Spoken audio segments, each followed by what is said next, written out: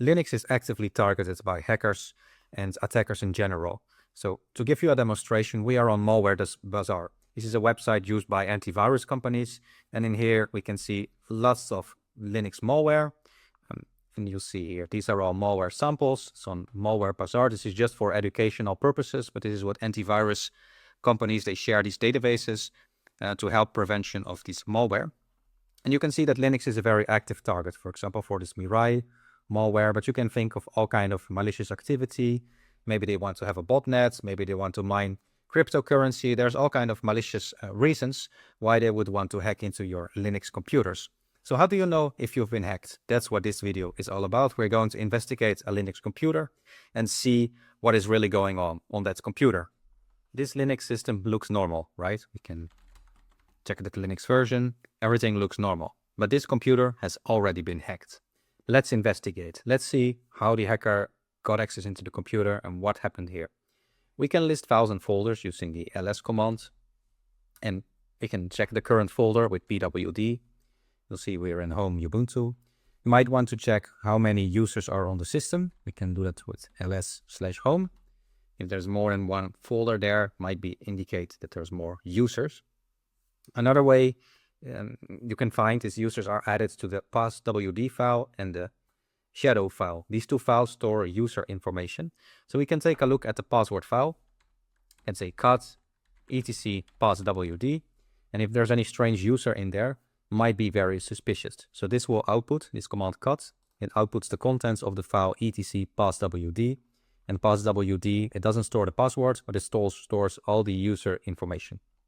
And if I list this, you'll see we have a lot of users here. Of course, the user root, the administrator, who has the root folder. You see a bunch of system users that have no login. Means these are not real users. They are simply system activities, let's say. And then if they have bin bash or something else at the end, it indicates that's a real user. So of course, root here is a real user. Then if we scroll down, we have Ubuntu with home Ubuntu and bin bash. So we know that's a real user. And we have here backdoor user. Kind of obvious that something's going on here, right? So we have bin bash and the folder home backdoor user. So in this passwd and the shadow file, you can find information about users on your computer. Now, what you might also want to do is if you're in your current folder, your user folder, you can list files and folders, but try to list them with these additional flags. So lists even the hidden files and folders. And there's a hidden file called bash history. So on Linux, any command a user types is recorded into that file. So every user will have its own bash history. And by checking out those bash history files, you can often find a lot of things about what this user has been doing on the computer. So let's read that file. Let's type cut.bash_history. It's a hidden file. So any file with a dot in front is hidden. It does not listed by default if you type ls. You have to do ls-al. And so if we list the file contents, you see the commands the users type. So they listed the files and so on. They went to this folder, did something with a config file, and you see they went further. Here you see limpias.sh.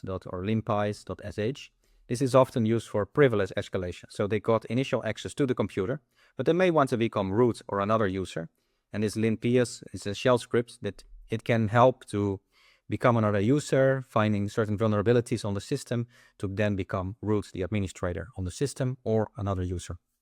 So you'll see they run it on the computer, they download it here, wget, made it runnable, and then they run it on the computer. They've also been playing around with crontab. So crontab lets the computer run programs automatically, one by one, after a certain specific time. So what you'll see here is that they started a reverse shell. So they started giving access from their own computer into the computer. So let's take a look at this crontab file. So it's for all tasks that are repeated.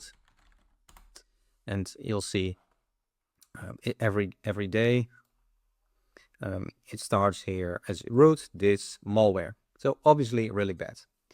Now, sometimes the signs of malware, of hacking or malware are less obvious.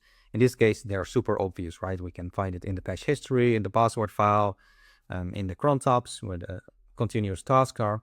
Sometimes they're a bit more hidden. For example, If we go to the folder var www, or sorry, it says var log, we can find log files. So like before, information is stored in logs.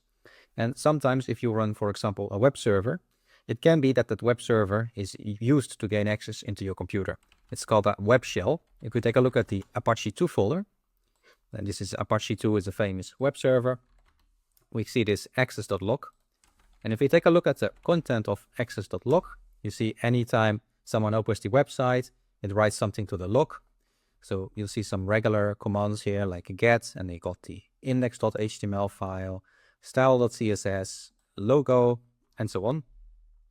Now, you'll also see something else here. We see images, and then we see .2f, and so on, etc passwords. Now, there's no situation in which a normal user would want to view the etc password file. Now, this is not a web shell. This is simply someone trying to access the password file on this computer.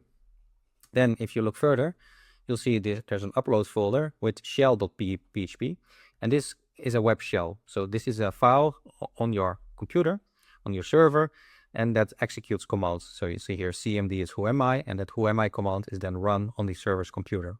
So that is a user who uploaded a malicious file, a web shell, into the server, and then runs commands remotely like this. So they did the whoami command, they list files and folders, they output the password file, and so on. So they can do that with a single malicious file on your server. If it could be that you didn't upload it, but they uploaded it themselves, for example, as a profile picture. If you run some social media kind of platform, they might upload an image, or in another way, they got this file onto the web server, and then they can run commands on their computer. Now, this is typically as the web user, www/data, but it could be that they use this to then become root on your system. So with a web shell, they can also do that. And these web shell commands, they are not visible, for example, in your bash history or in your cron jobs or anything like that. In this case, you can simply find it in the logs of your web server. So you'll see something like shell.php or another file name, but mainly you will be seeing commands. If a hacker is trying this way to get into your web server, into your computer. Have all kinds of communication lines, and each communication line has a port. For example, port 80, you might have seen that on the web, or port 443. And these are simply ports or communication lines where your computer can communicate with another computer.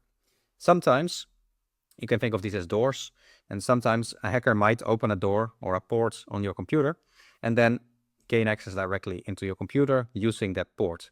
So a useful tool to check which ports you had open on your computer is called nmap. So if I type nmap here, you'll see it's not installed by default on this computer.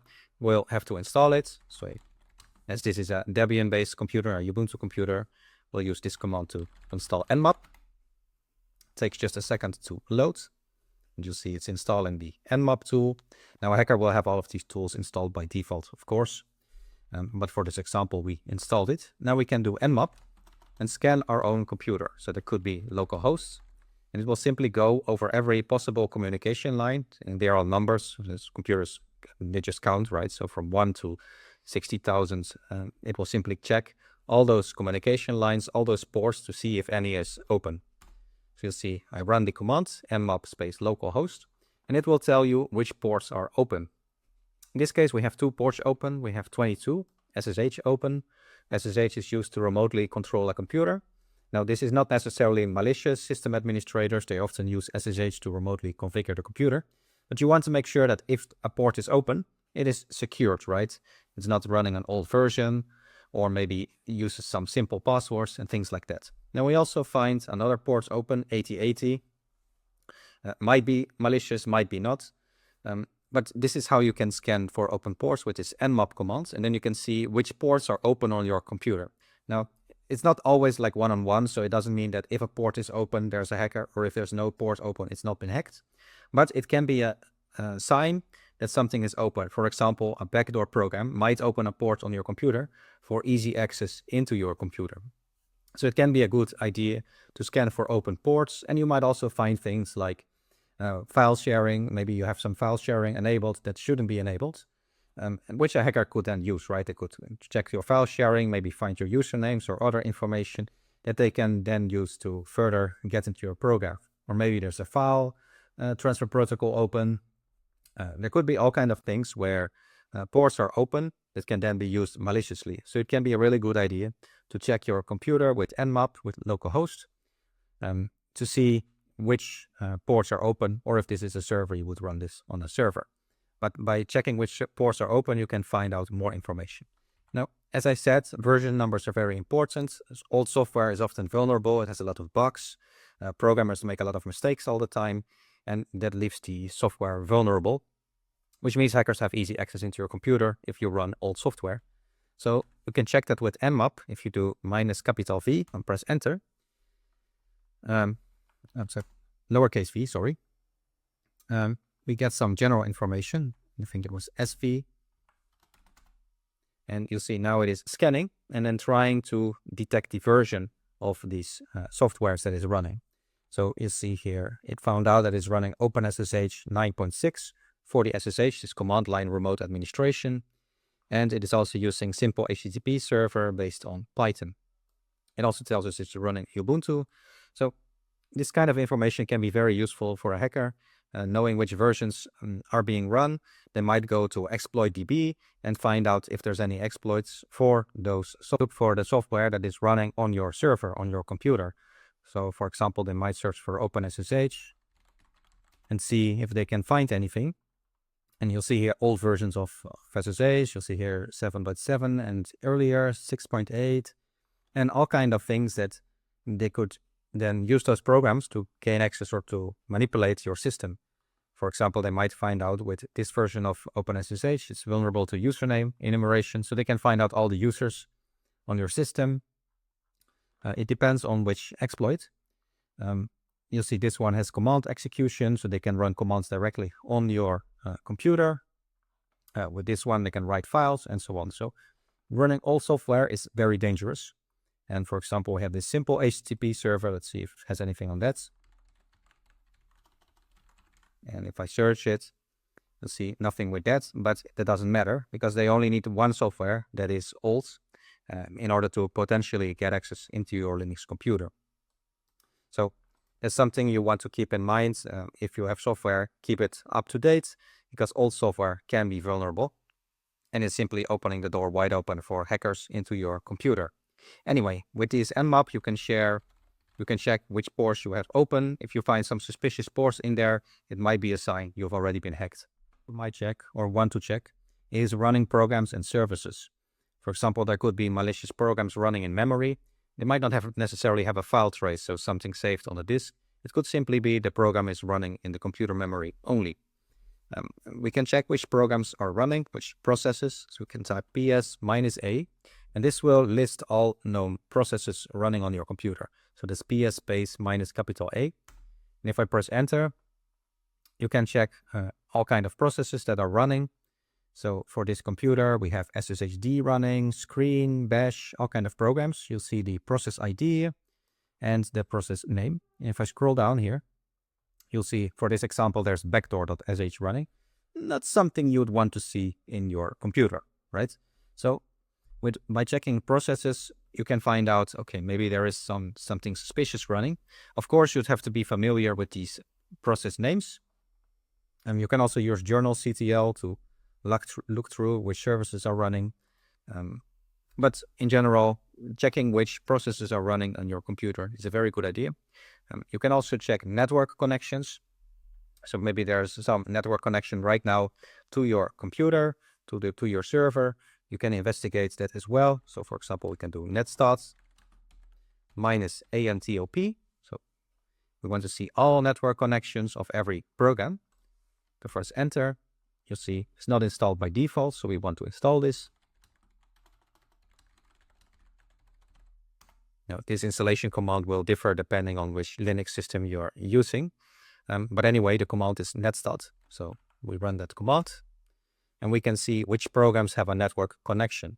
So we'll see some local connections, but no program name itself. So that either could mean that there is no malicious program running connecting with the internet, or that it is a more sophisticated kind of attack. And then it is not malicious. So that's where this longer command, use systemctl, and then we check for the type services. So you see minus type services and only those that are running. There might be services not running. That's not what we're interested in.